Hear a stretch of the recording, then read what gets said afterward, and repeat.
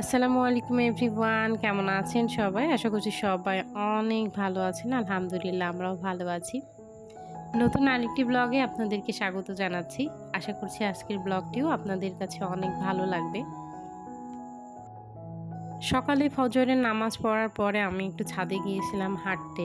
আর ছাদে যাওয়ার পরে আসলে খুব শীত লাগছিল। কারণ এখন যেহেতু শীতের সিজন, মানে শীত চলে আসবে এরকম একটা অবস্থা।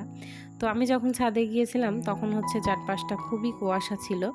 তো আস্তে আস্তে কিন্তু কুয়াশাটা কেটে গিয়েছে। তো আমি হচ্ছে কুয়াশার মধ্যে মনে হচ্ছিল যে কিছুই দেখতে পাচ্ছি না। তো আমি আসলে অনেকক্ষণ ধরে এখানে হাঁটাহাঁটি করছিলাম। পরে যেয়ে হচ্ছে এই ভিডিও শ্যুটগুলা একটু নিয়েছি। আর আকাশটা যে কি সুন্দর লাগছিল, মাশাআল্লাহ মাশাআল্লাহ। আর আমার ছাদে দেখলাম যে আমড়া গাছে নতুন করে আবার বোল এসেছে।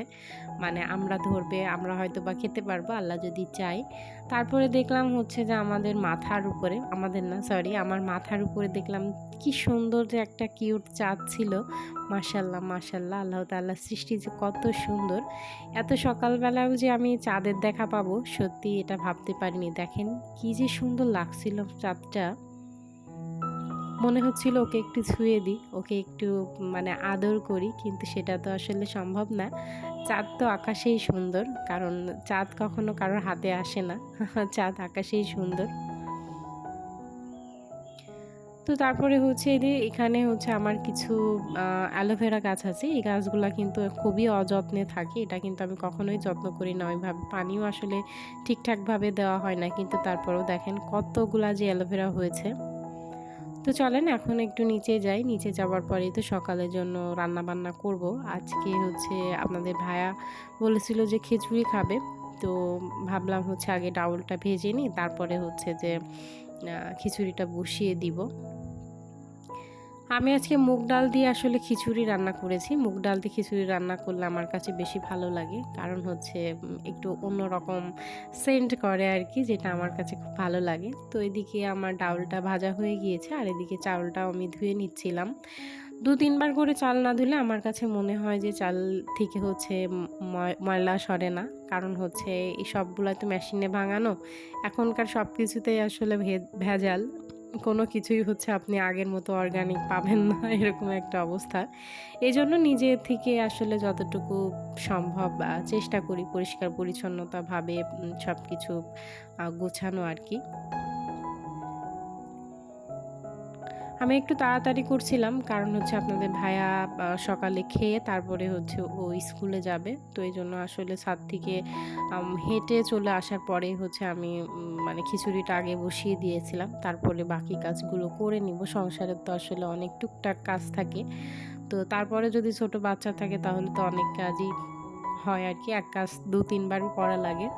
এজন্য ভাবলাম আগে হচ্ছে খিচুড়িটা বসিয়ে দিই। তো খিচুড়ি রান্নাটা আসলে সবাই পারেন, এজন্য আর ওইভাবে আমি আপনাদেরকে বলছি না।